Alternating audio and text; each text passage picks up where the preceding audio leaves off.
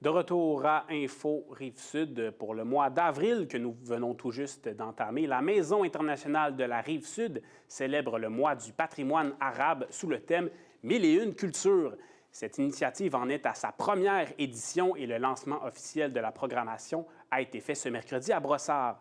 Parlons-en avec Hakima Boudra. Elle est chargée de projet à la Maison internationale de la Rive-Sud. Bonjour, Mme Boudra. Bonjour, Olivier. Merci de me recevoir. Merci à vous d'être là. Donc, je le disais en introduction, c'est la première édition donc, de ce mois du patrimoine arabe sur la Rive-Sud. Qu'est-ce qui vous a donc amené à mettre de l'avant, à créer cette initiative? C'était d'abord pour pouvoir célébrer une culture, voilà, de célébrer la diversité, une culture riche, de pouvoir créer des ponts entre les cultures. Et cette année, voilà, donc en première édition, il nous paraissait important effectivement de pouvoir souligner effectivement voilà, une culture très riche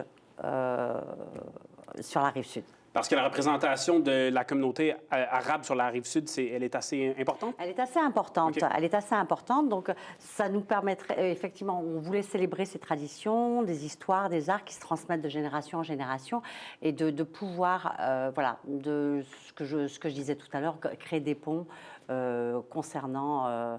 Voilà. Le reste de la communauté de la Rive-Sud avec... Absolument, voilà, je vois. Absolument.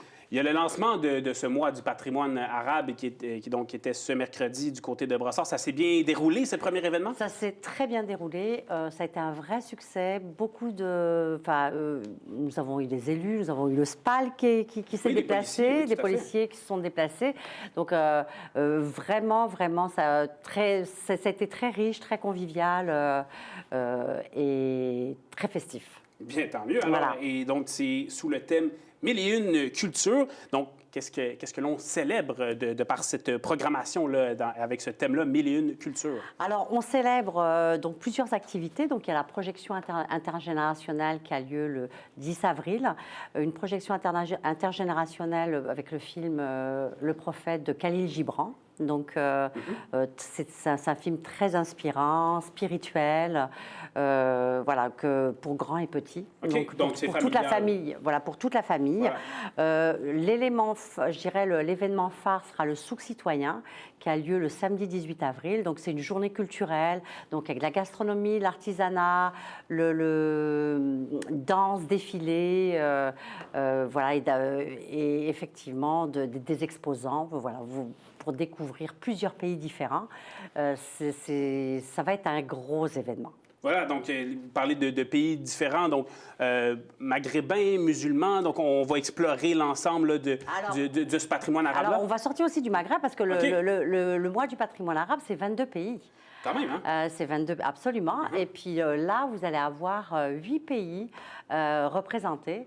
Donc, on n'est pas sur les 22, mais ça sera pour la prochaine édition. C'est ça, parce qu'on en est seulement à la première édition. Donc, c'est du côté de la Maison internationale de la Rive-Sud, c'est une volonté que vous avez là, de poursuivre cet événement dans les prochaines... Bon, on va commencer par finir celui-ci en avril, là, mais ensuite, qu'en est-il? Oui, de le souligner et effectivement de le faire grandir, de le faire vivre à travers toutes les communautés.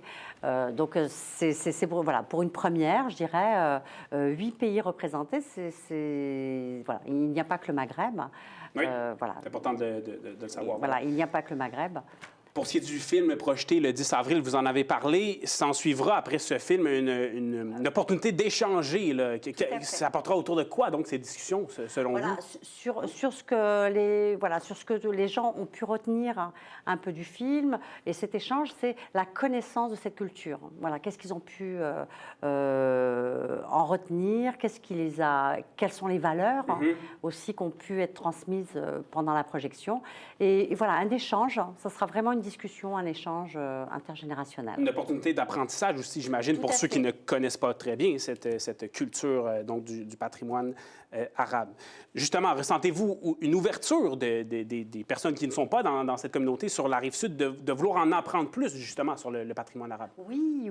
D'ailleurs, il y a même eu une demande pour les expositions de photos. Donc, il y a vidéo interactive, exposition de photos.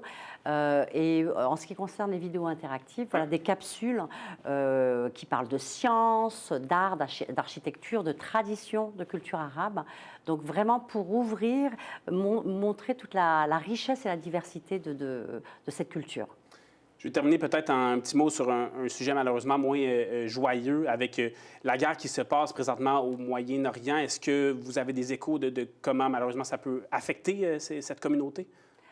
Alors oui, ça Sur la affecte, ça affecte forcément, ça affecte forcément la communauté, mais voilà, tout le monde essaie voilà, de dépasser, je dirais, de dépasser voilà, certains traumatismes pour pouvoir continuer et célébrer quand même le mois du patrimoine arabe. Voilà, célébrer cette richesse pour contrer ce qui se passe ailleurs dans le monde. Voilà.